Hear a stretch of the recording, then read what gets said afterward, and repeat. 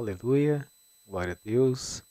Seja muito bem-vindo, meu irmão, minha irmã, a essa escola bíblica dominical. Estamos aqui hoje, em primeiro lugar, para honrar e glorificar o nome do Senhor, para bendizer o nome daquele que é vivo e reina para todo o sempre. Amém? E nesta manhã, estamos tendo essa escola bíblica de uma maneira diferente, de uma maneira atípica, totalmente à distância, totalmente online. Estamos deixando essa ministração aqui online, tendo em vista que está acontecendo o evento Mais de Deus, onde toda a liderança da igreja está participando ali, e aqueles irmãos que se dispuseram também, e também haverá uma ministração especial nesta manhã, nesse evento. Né? Mas para que o restante da igreja não ficasse desprovido de uma ministração, estamos aqui deixando essa aula de hoje, que seria a aula a ser ministrada no tempo hoje, de forma exclusivamente digital. Mas você não será prejudicado. Estamos, queridos, trabalhando as cartas pastorais, de Paulo a Timóteo e Tito. Já passamos pela primeira carta de Paulo a Timóteo, segunda carta de Paulo a Timóteo, e hoje estaremos ministrando um panorama, uma introdução à carta de Paulo a Tito. Mas antes de iniciarmos a ministração, gostaria de orar com você. Amém? Se você puder, feche seus olhos e ore comigo. Santo e bendito Deus, nesse momento, Pai, nós te adoramos, bendizemos o teu nome, Pai. Ó Pai amado, e nos rendemos ao Senhor neste momento, Pai.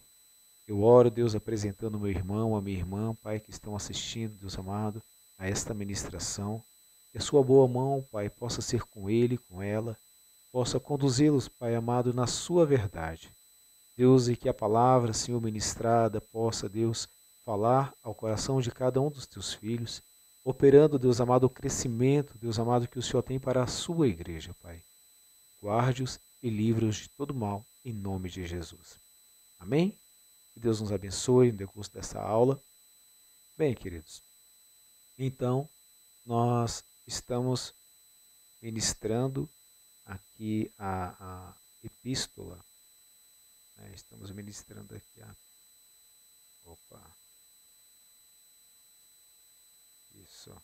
Estamos aqui ministrando as cartas de Paulo a Timóteo e a Tito, como os irmãos já viram. E hoje nós vamos ministrar a aula de número 13, cujo tema é Prefácio e Saudação da Carta a Tito. Temos como alvos para esta lição de hoje. Bem, em primeiro lugar, conhecer mais sobre o autor, que é o apóstolo Paulo, e conhecer mais sobre o destinatário, que é o pastor Tito, o jovem Tito. E por que é importante conhecer um pouco mais sobre Paulo? Porque no decurso das suas ministrações, das suas cartas, Paulo vai se revelando também enquanto pessoa. Nós vamos conhecendo um pouco mais desse homem, vamos conhecendo um pouco mais desse servo do Senhor. Ele vai descortinando aspectos da sua vida, da sua personalidade, do seu ser, aspectos da sua vida espiritual, que muitas vezes não estavam presentes em outras epístolas, em outros escritos, os quais nós tivemos acesso. Eu digo nós, através dos historiadores, através dos estudiosos, através da palavra preservada e revelada pelo Senhor, guardada e que chegou até nós. Então, é importante sim conhecermos mais sobre o apóstolo Paulo e também sobre o destinatário, o pastor Tito. Quem é, como ele era, por que Paulo escreveu, quais as circunstâncias que a carta foi escrita. Estaremos ministrando sobre tudo isso. E é uma carta poderosa, uma carta que tem uma palavra abençoada. Então eu te encorajo no decurso dos dias, até o final do ano, você acompanhar as ministrações, especialmente ali na igreja, que tem sido uma bênção. Bem, Inicialmente, então, nós vamos conhecer mais sobre Paulo e sobre Tito, mas não somente isso. Essa ministração também tem como alvo que os alunos percebam o valor da troca de palavras de incentivo entre os irmãos. E aqui eu gostaria de me deter um pouquinho, porque isso aqui é um aspecto importante. Vamos lá, deixa eu até dar um zoom aqui. Esse aqui é um aspecto importante, queridos. Por quê? Porque devemos entender o valor da troca de palavras de incentivo. Porque nos dias de hoje, queridos, o que nós temos visto? Temos visto que a igreja tem sofrido muitos ataques. Né? A igreja hoje tem passado por uma crise na liderança, uma crise no corpo. Né? Pessoas têm usado de palavras para diminuir, para dividir, para machucar o irmão, para dividir o corpo, para ferir a igreja. E isso, queridos, infelizmente, não pode ser algo presente na vida de um cristão. Né? As palavras que saem da boca de um cristão devem ser palavras de motivação, palavras abençoadoras, palavras acolhedoras. O cristão tem que emprestar a sua boca para o Espírito Santo. O que deve sair da boca do cristão é única e exclusivamente aquilo que o próprio Jesus diria. Quando eu falo com o meu irmão, eu tenho que ser boca de Deus na vida dele.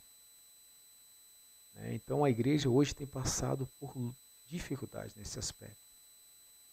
E Paulo, quando ele diz que, quando o autor dessa lição, ele diz que é importante perceber o valor da troca de palavras de incentivo entre os irmãos, e nós vamos ver Paulo ministrando poderosamente sobre a vida de Tito, incentivando, atribuindo valor ao ministério daquele homem, reconhecendo a importância daquele varão, do trabalho que ele fazia, da obra que ele fazia para o reino, incentivando, motivando, sabe por quê? Porque todos nós passamos por momentos de lutas, todos nós passamos por momentos de dificuldade, muitas vezes nos sentimos esmorecidos, enfraquecidos, e é necessário uma palavra de encorajamento, é necessário um novo de Deus na nossa vida, um óleo novo, uma unção nova.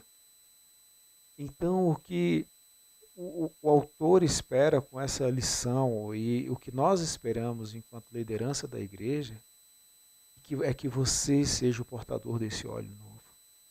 Que você seja a boca de Deus para abençoar o seu irmão. Que você seja a boca de Deus para motivar o seu irmão. Que você não se envolva na roda dos escarnecedores. Que você não se envolva em rodas de fofoca. Que você não se envolva em rodas de rebelião. Mas que, muito pelo contrário, você use dos seus lábios, dos seus dons, dos seus talentos para abençoar vidas, para abençoar a igreja, para ser veículo de bênção no reino do Senhor. Porque foi justamente isso que o apóstolo Paulo fez na vida de Tito. Tito vinha passando por um momento difícil ali, nós vamos ver ali em Creta, né? Mas Paulo foi bênção na vida dele. Renovou, revigorou, alimentou espiritualmente aquele servo que necessitava. E ele se sentiu verdadeiramente fortalecido para continuar perseverando no seu trabalho. Muitas vezes nós necessitamos disso. E é exatamente isso que eu te desafio a fazer, enquanto igreja do Senhor. É exatamente aqui o próximo alvo da lição. Mas nós vamos fazer nós vamos entender essa lição de uma forma, esse alvo agora de uma forma diferente. Vou colocar aqui. O próximo alvo diz o seguinte, motivando, né, os alunos a escrever uma carta de encorajamento ao irmão. Bem, se você não quiser escrever uma carta de encorajamento ao irmão, talvez você não queira. Talvez você não queira escrever uma carta para o irmão. Se você puder, faça isso em nome de Jesus. Uma carta, um e-mail, uma mensagem de WhatsApp. Né? Antigamente não tinha esses recursos tecnológicos, mas hoje nós temos, né? Então, se você não quiser e não puder escrever uma carta, mande uma mensagem no WhatsApp, uma mensagem no Facebook, ligue para um irmão. Mas eu te encorajo, igreja, a ser veículos de bênção, de encorajamento. Sabe? Pensa, olha para a igreja, perceba o corpo. Quem é que você não tem visto? Quem você acha que talvez esteja passando por dificuldade, por lutas, esteja enfraquecido, esteja necessitando de uma mão, esteja necessitando de um amparo? Também aqueles que estão fazendo o seu trabalho, que muitas vezes nós olhamos para uma pessoa e achamos que está tudo muito bem. O trabalho está acontecendo, o trabalho está fluindo, o ministério está acontecendo ali, e a gente simplesmente deixa de lado. Está tudo bem, então não precisa mexer nada, mas só Deus sabe o que está se passando no coração de cada um.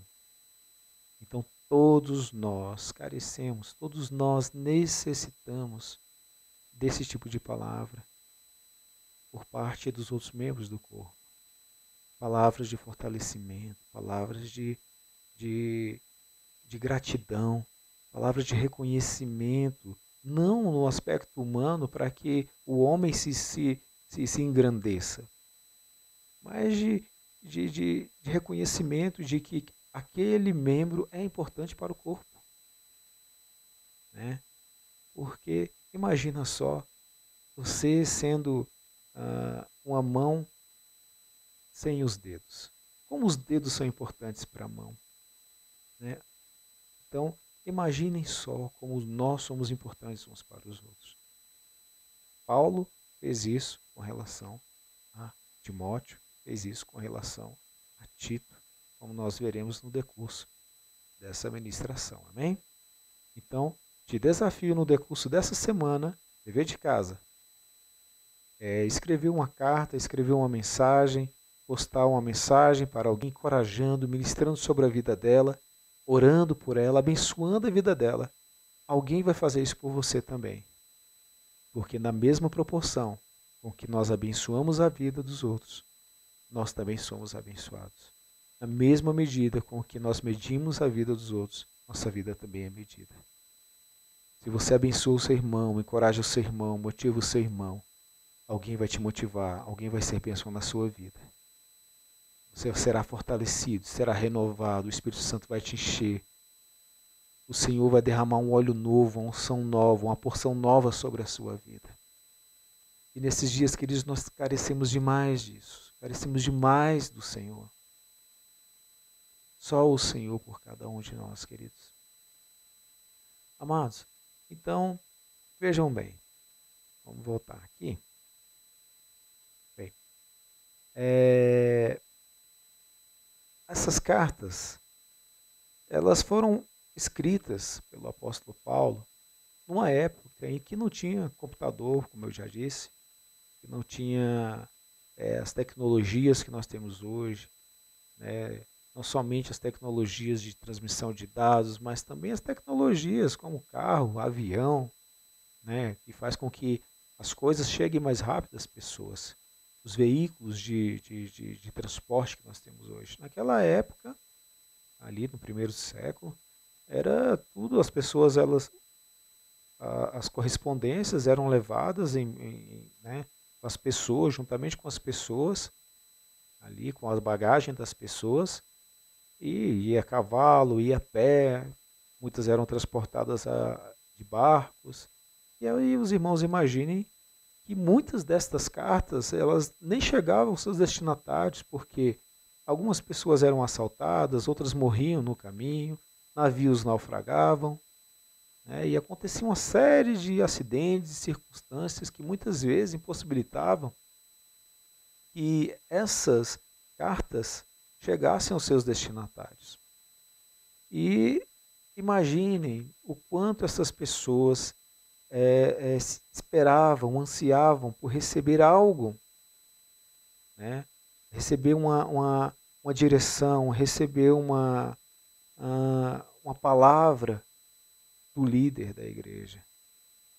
E outra coisa, não fica por aí. Deixa eu mostrar para vocês aqui. Eu tenho aqui uma imagem de como eram escritas as cartas naquela época. Eram escritas em pergaminhos de couro, né? Ali escritas ali com penas embebidas em uma tinta. Só que olha só o quanto que era complexo esse processo de construção dessas cartas.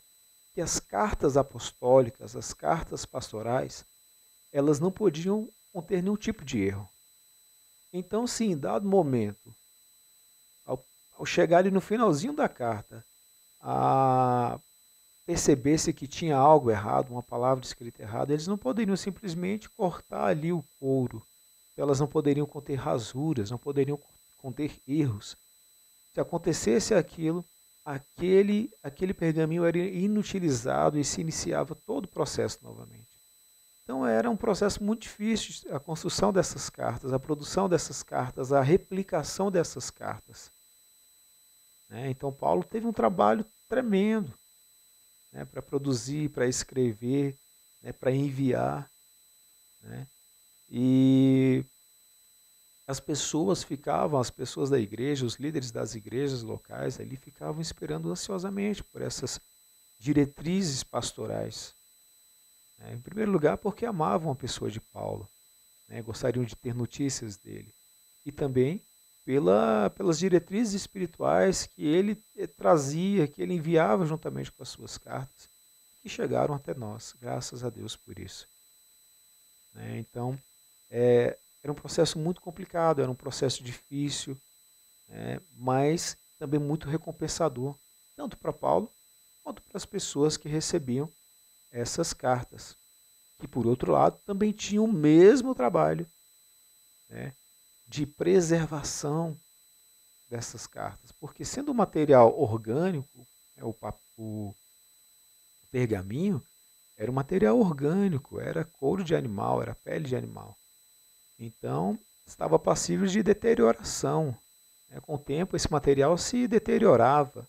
Então, constantemente, ele necessitava ser replicado. Então, era ser transcrito. Então, essas cartas constantemente necessitavam ser transcritas. E nesse processo, e seguiam o mesmo processo. Não podia ter rasura, não podia ter erro.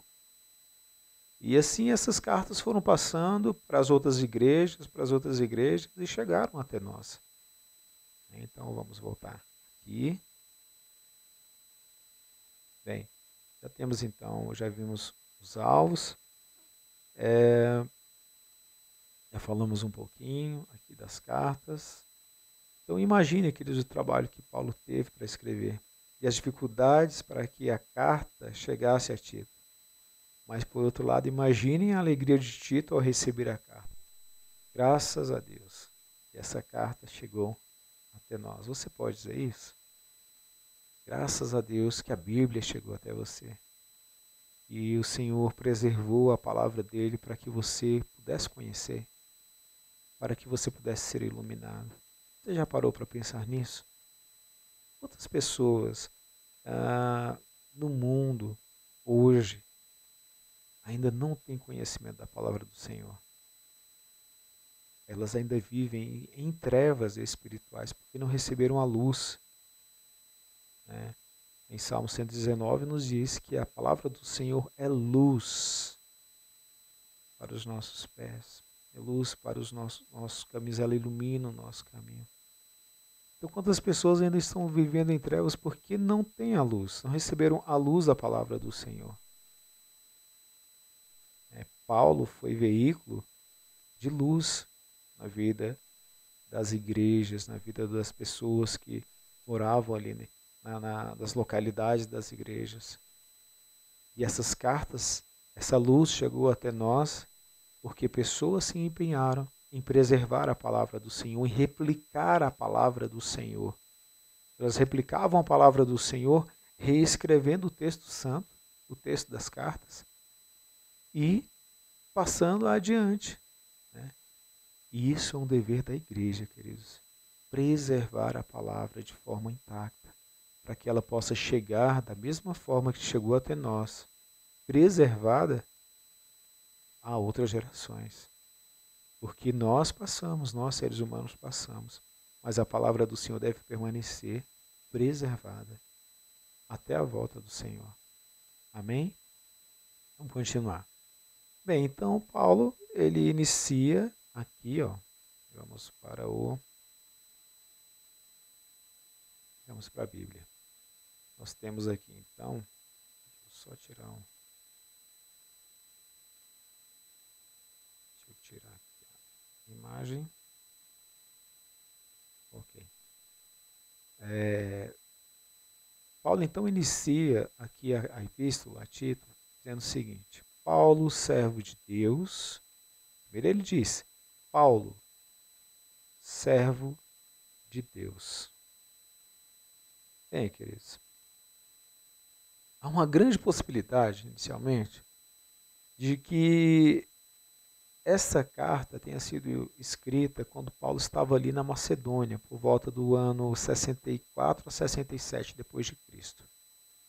E ele mesmo considerando Tito como um filho, né, mesmo considerando tendo grande estima por Tito e sendo conhecido pelo destinatário da carta, Paulo faz questão de se colocar ali, iniciar a carta se identificando na carta, né? E por que ele faz isso de uma maneira tão formal em praticamente todas as suas cartas? Por que ele faz isso? Tem um propósito. Então, querido, era comum. Opa, vamos voltar aqui. Vou voltar. Ok.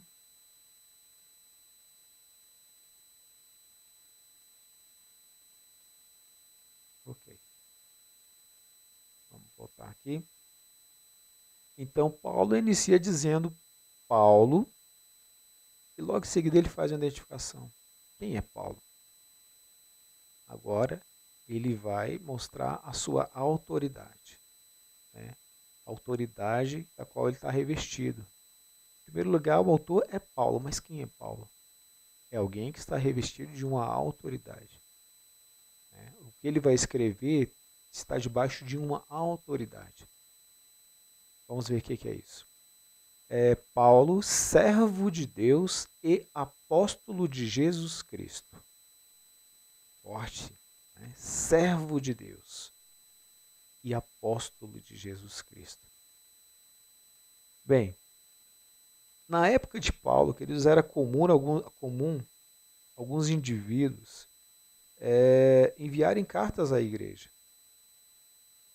E para que essas cartas tivessem autoridade apostólica, eles se identificavam nas cartas. Então, quem fez isso? Paulo fez isso, Pedro fez isso, João fez isso, Tiago fez isso, né? Então, eles se identificavam nas cartas para que essas cartas tivessem autoridade apostólica. E isso foi importantíssimo quando ali da construção do cânon da Bíblia, da forma que nós conhecemos hoje, né? Então, foi importante. Apóstolos, né, escolhidos pelo Senhor, que estavam revestidos de uma autoridade apostólica constituída pelo próprio Cristo. Quando eles falavam, tinha um peso a palavra deles. A epístola aos Hebreus, por exemplo, é uma epístola canônica, uma epístola reconhecidamente bíblica, mas como a palavra de Deus. Mas nós não conhecemos o autor, né? E fica essa dúvida para a gente. Apesar de haver uma série de cogitações acerca dos prováveis autores, o autor não se identificou.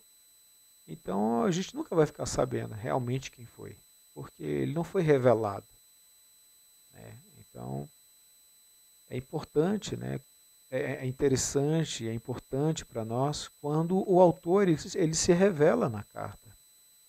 E Paulo, então, ele diz, servo de Deus.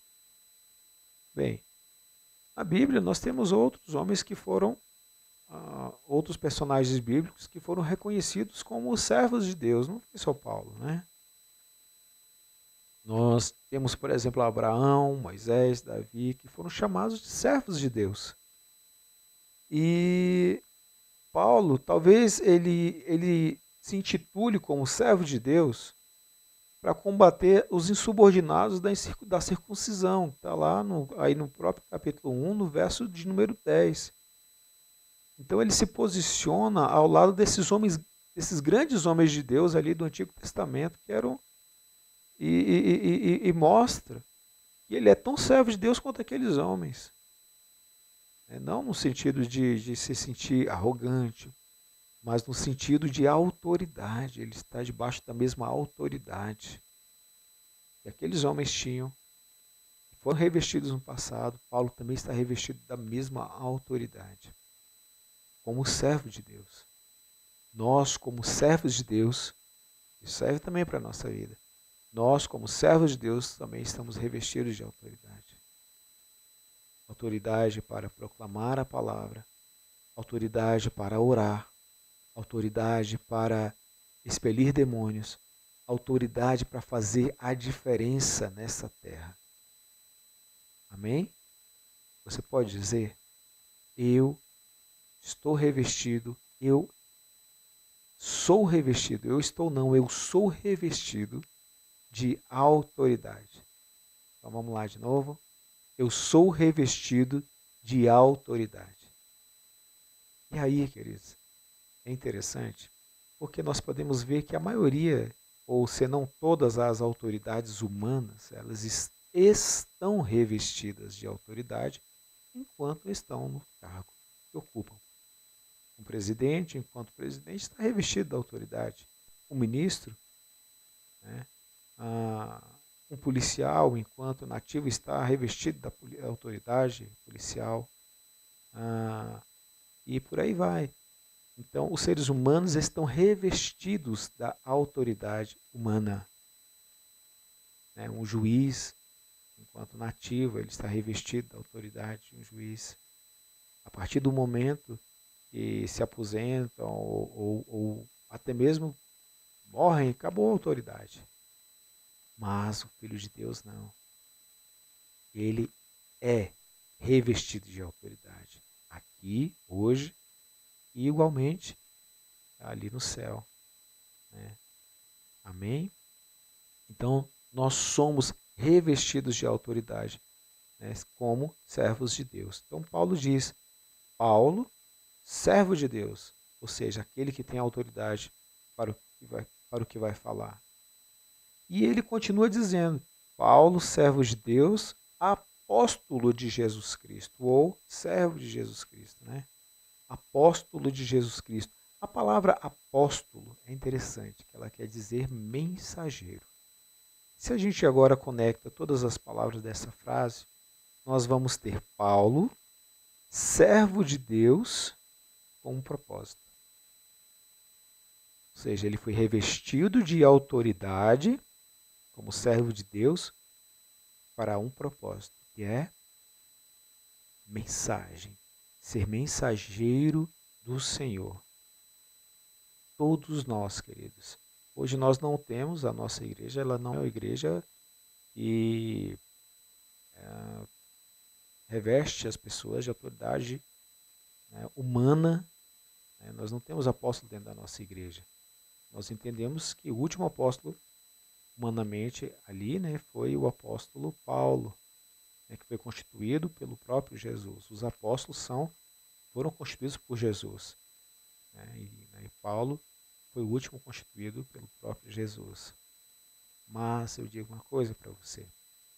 Nós todos, enquanto servos de Deus, somos revestidos de autoridade e estamos debaixo de uma missão apostólica.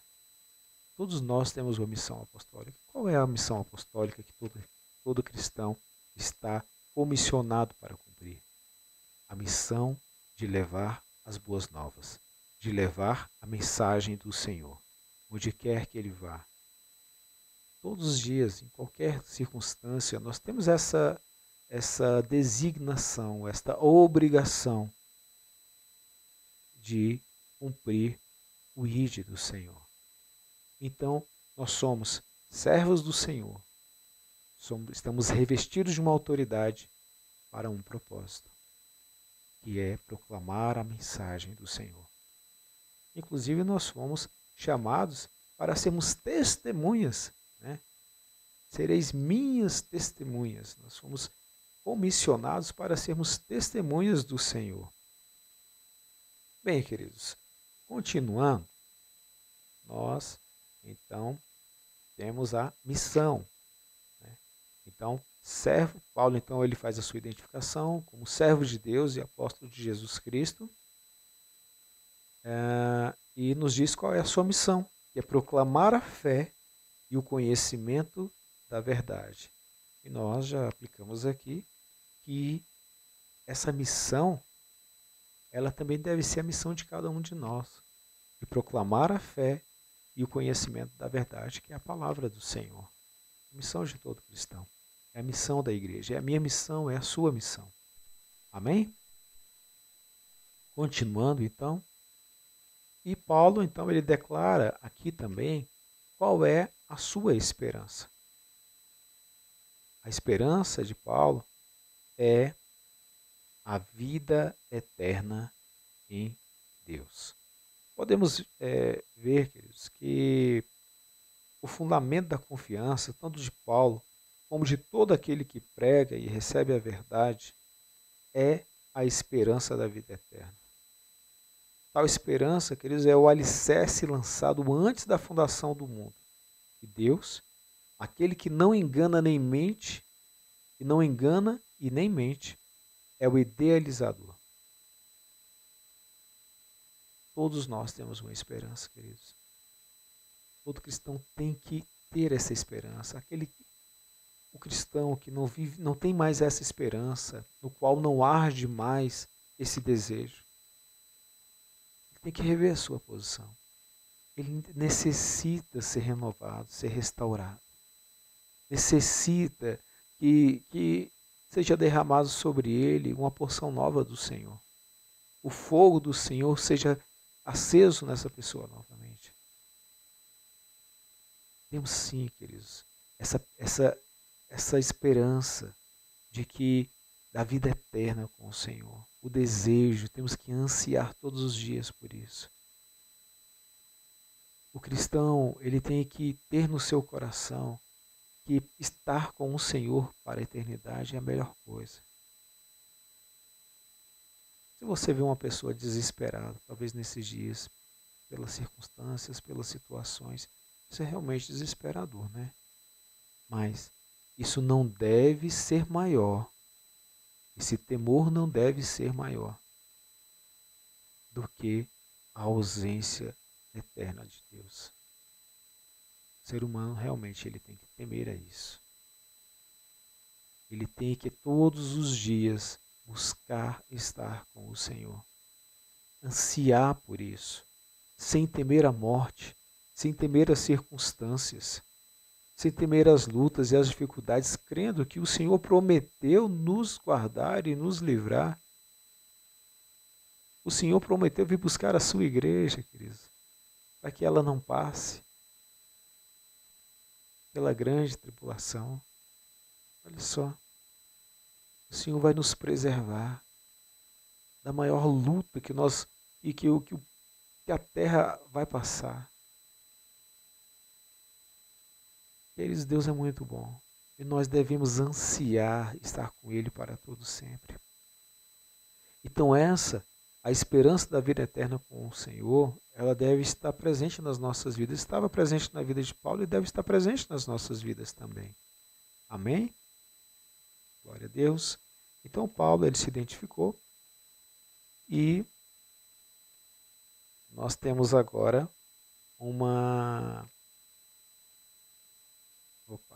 aqui. Nós temos agora uma palavrinha, né? as cartas pastorais para hoje. Um recadinho aqui do autor. Como é bom ter amigos que se importam conosco, amigos que compartilham suas bênçãos, que nos encorajam e nos aconselham. Você tem amigos? Amigos de quem você não se esquece e pelos quais se importa, aconselha e ora? Paulo se lembrou de Tito e escreveu para ele num tempo em que a comunicação era muito difícil. Assim como Paulo fez, devemos fazer também. Bem, agora vamos falar um pouco do destinatário. Bem, Tito, a quem Paulo endereçou a carta, ali no versículo de número 4. Vamos olhar aqui, vamos para a Bíblia. Tá aí. Versículo de número 4. A Tito, meu verdadeiro filho, segundo a fé comum. Ok, vamos voltar então. Pronto. Bem, Tito, a quem Paulo endereçou a carta, ele estava, como eu já disse, na cidade de Creta, que é uma ilha grega localizada ali no mar Mediterrâneo. E Paulo havia passado por lá quando estava sendo levado para a prisão em Roma. Isso está relatado ali em Atos, no capítulo 27, no versículo 7 até o versículo 13 e o versículo 21 também. No entanto, queridos, as igrejas que haviam lá naquela ilha poderiam ter sido fundadas tanto por Paulo quanto por crentes que haviam se convertido ali na época, no período do Pentecostes, né? Então, não se sabe ao certo quem foi que fundou a igreja, né? Ou as igrejas ali da ilha de Creta. O que se sabe é que era uma comunidade, uma região difícil, que tinha uma série de problemas, uma série de dificuldades, e que onde era difícil pregar o evangelho, era difícil seguir uma vida correta ali, né? Porque tinha uma série de problemas naquela comunidade. E Tito, ele foi constituído como pastor daquela região, como líder daquela região. Ele foi colocado ali pelo próprio Paulo para resolver os problemas daquela comunidade, espirituais daquela comunidade. E Paulo, ele confiava plenamente em Tito. Tinha plena confiança no trabalho dele, na maturidade espiritual dele, no preparo dele. Tinha certeza de que ele seria bem sucedido nesse propósito. E nós vamos ver isso, vamos estudar isso no decurso dessa carta.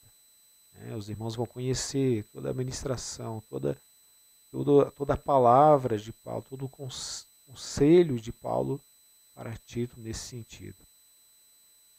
Vamos conhecer as dificuldades ali presentes na ilha de Creta, na igreja ali de Creta, né? E as lutas pelas quais Tito passou e qual foi a palavra de Paulo para ele. E também vai servir para as nossas vidas, porque as dificuldades presentes ali na igreja de Creta, em grande parte, em alguns momentos, estão presentes nos dias atuais. E também são dificuldades que nós passamos enquanto cristãos, enquanto líderes locais. Então, os conselhos de Paulo para aquela igreja, para serem aplicados ali naquela igreja, também são relevantes nos dias atuais para serem aplicados nas igrejas locais e também nas nossas vidas. E nós vemos que Paulo, então, ele se refere a Tito, olha só, ele se refere a Tito como um verdadeiro filho na fé. Bem, e o que significa essa expressão? É interessantíssima essa expressão. Um verdadeiro. Por que verdadeiro filho na fé? E não simplesmente um filho na fé. Quando ele fala de verdadeiro, né, e nós vamos para o original, esse verdadeiro, essa expressão verdadeira que Paulo usa, ela significa no original grego legitimamente nascido, não espúrio, genuíno, sincero, autêntico. E isso é muito importante, irmãos, porque Paulo ele chamou Timóteo e Onésimo da mesma forma que chamou a Tito, de verdadeiros filhos na fé. E qual a importância dessa expressão verdadeiros filhos na fé? Vejam bem, tanto Tito, assim como Timóteo e Onésimo, eles abraçaram a fé em Jesus por meio da proclamação de Paulo. Então eles nasceram porque Paulo um dia saiu lá da terra dele, se dispôs a pregar onde aquelas pessoas estavam, sofrendo tudo que ele sofreu, mas a palavra do Senhor, a verdade do Senhor, a luz do Senhor. Por quê? Porque o Salmo de 119 nos diz que a palavra do Senhor, ela é luz para as nossas vidas. Então aquelas pessoas que outrora viviam em trevas foram iluminadas pelo Senhor, e particularmente estamos falando, né, de Tito, de Timóteo e de Onésimo. Essas três pessoas, elas foram alcançadas pela pregação da verdade por intermédio da vida de Paulo. O Senhor as convenceu do pecado, da justiça, do juízo. A graça irresistível do Senhor agiu sobre a vida delas, de tal forma que elas se arrependeram dos seus pecados, se renderam ao Senhor reconhecendo como o único suficiente Salvador e permaneceram com o Senhor. Nasceram novas criaturas em Cristo Jesus. Bem, estamos falando desses três, mas esse processo de redenção, ele aconteceu na sua vida, aconteceu na minha vida, aconteceu na vida de todo aquele que é novo, uma nova criatura em Cristo Jesus, todo aquele que se entregou a Jesus Cristo. Então, quando Paulo diz um verdadeiro filho na fé, ele está dizendo que não são falsos filhos, são filhos genuínos. Ele está falando que não precisa fazer DNA, porque ele sabe que são filhos verdadeiros, são filhos legítimos. Da mesma forma que o evangelho que ele pregou é um evangelho legítimo, a palavra da verdade, ele tem convicção que esses são filhos verdadeiros dele, filhos na fé.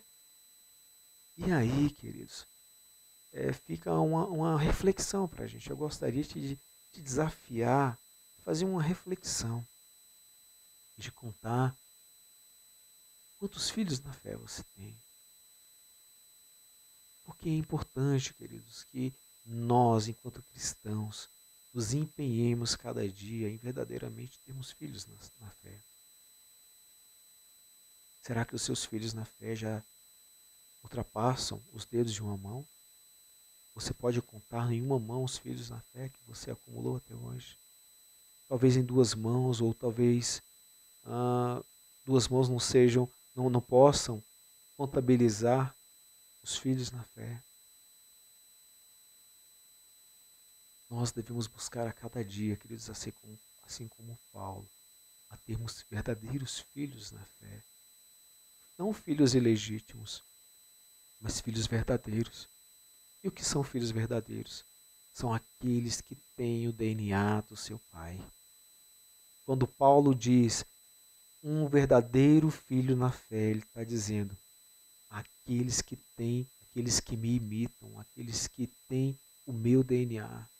Quando Paulo diz, sede meus imitadores, como eu sou de Cristo, ele tinha convicção que esses varões, os verdadeiros filhos dele, o imitavam. Que faziam como ele, têm o DNA espiritual dele, proclamam a verdade, rejeitam a mentira, estão com o Senhor até o fim, independente da circunstância. Perseveram. assim como Paulo. E foi por causa, queridos, de verdadeiros filhos espirituais, filhos na fé, que a palavra do Senhor chegou até nós. Porque homens e mulheres permaneceram fiéis independente das circunstâncias. E aconteceram durante a história, e nós sabemos que foram circunstâncias adversas em muitos momentos, períodos de lutas, de perseguição da igreja. Então Paulo diz, queridos, acerca de Timóteo, chama Timóteo de um verdadeiro filho na fé. E ele diz também, alguém que compartilhava da mesma fé. Alguém que compartilhava da mesma fé. Bem, alguns, queridos estudiosos, eles entendem que essa fé comum, ela é análoga à comum salvação, herança que Deus dá a todos. Vamos lá para a Bíblia. Vamos para a Bíblia. Aqui. Olha só, versículo de número 4. Paulo diz, a Tito, meu verdadeiro filho, segundo a fé comum. Então, meu filho, segundo ou de acordo com a fé comum. Então, como eu já disse, alguns estudiosos acreditam que essa fé comum, que Paulo diz, é acerca da salvação, né, que era comum a todos. Né? Todos aqueles que creem são salvos. Então, aqueles que creram mediante a pregação de Paulo estão salvos juntamente com Paulo. Né? Estão agora, se tornaram herdeiros de Deus, né? Co-herdeiros de Jesus Cristo. Olha só a importância, né? Essa é a fé comum. Todos comungam da mesma fé, igualmente recebem os mesmos benefícios espirituais. Né? Os benefícios de serem chamados filhos de Deus, os benefícios da salvação, né? Os benefícios da glorificação, os benefícios da ressurreição no advento da volta de Jesus, o benefício da vida eterna. Né? São benefícios inerentes ou pertencentes a todos aqueles que possuem a fé comum. Amém? Então, continuando, nós temos aqui um dos ajudantes mais valiosos e confiáveis de Paulo. Bem, agora eu gostaria de ler com os irmãos algumas características, né, de Timóteo, algumas coisas que fizeram com que ele se tornasse um dos ajudantes mais valiosos e confiáveis de Paulo. Bem, vamos lá. Nas diversas referências feitas a Tito nas Escrituras, percebe-se que ele foi importante colega de Paulo.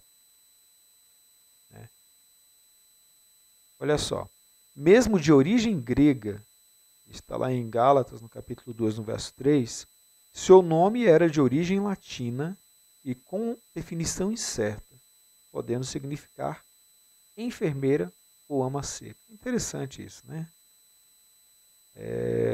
Ele era de origem grega, mas tinha um nome latino que fazia menção à enfermeira, né? O cuidador, né? Aquele que ajuda.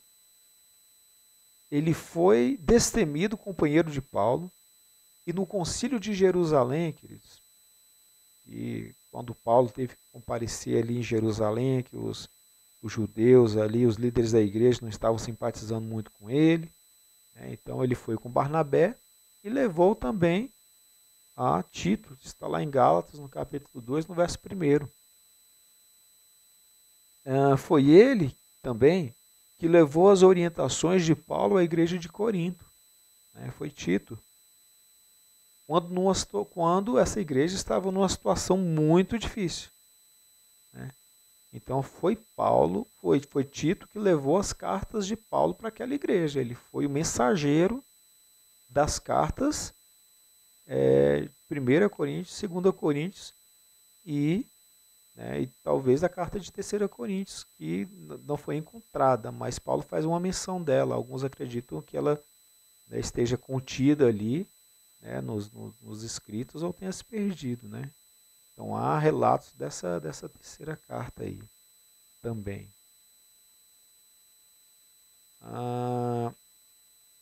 Tito também, queridos, além de espiritual, ele era prático, né?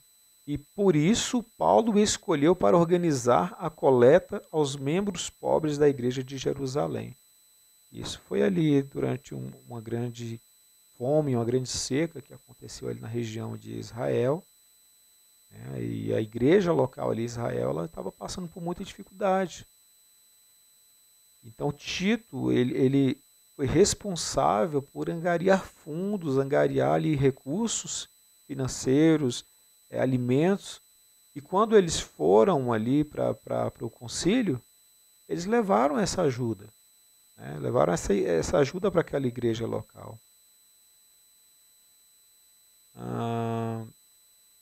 Em Corinto, né, ele, como colaborador fiel, andou no mesmo espírito do apóstolo Paulo, ou seja, aquilo que a gente já falou aqui, né?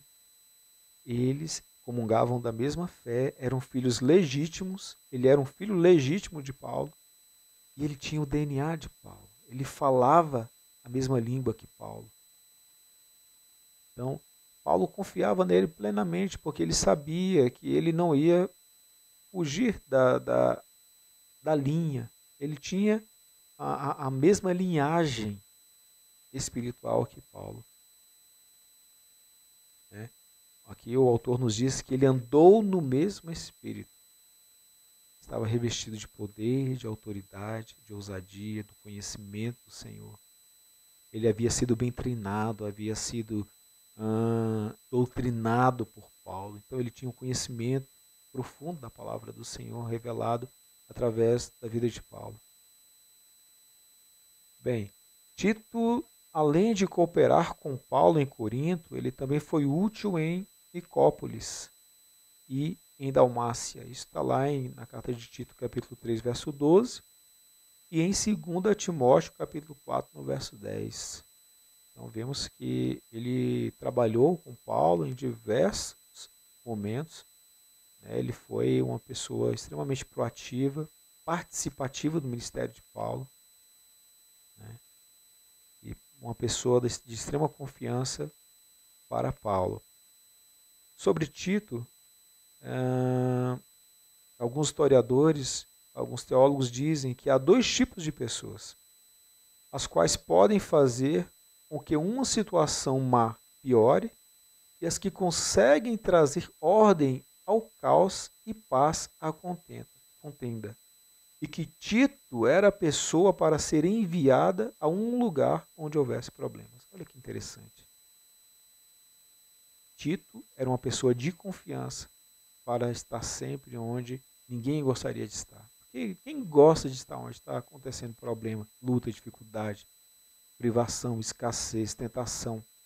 Ninguém quer estar, nenhum cristão gostaria de estar num lugar como esse. Normalmente nós buscamos situações mais confortáveis, né? Mas Tito, o campo de trabalho, a área de atuação pastoral dele foi justamente esse campo, onde tinha mais turbulência, mais dificuldade, mais luta. Então, e ele ia para esses lugares e normalmente conseguia obter êxito, né? Trazia paz, através, logicamente, da operação e manifestação do Espírito Santo através da vida dele. Mas ele era um líder de excelência, revestido de autoridade, de conhecimento, né, de ousadia. Mesmo sendo jovem, ele estava revestido de todas essas qualidades, pois andava no mesmo espírito do apóstolo Paulo. Bem, as cartas de Paulo, elas foram inspiradas por Deus, assim como podemos dizer que também foram direcionadas a nós. Penso que quando Tito recebeu a carta de Paulo, ele, além de refletir nela, procurou seguir todas as suas orientações, como também a reproduziu, copiou e passou a outros.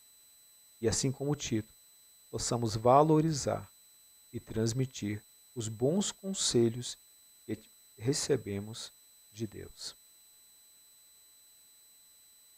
E aí chegamos à conclusão desta lição, onde o autor nos diz o seguinte: como nos alegramos quando alguém com quem compartilhamos o Evangelho, mais tarde se torna um grande homem ou uma mulher de Deus.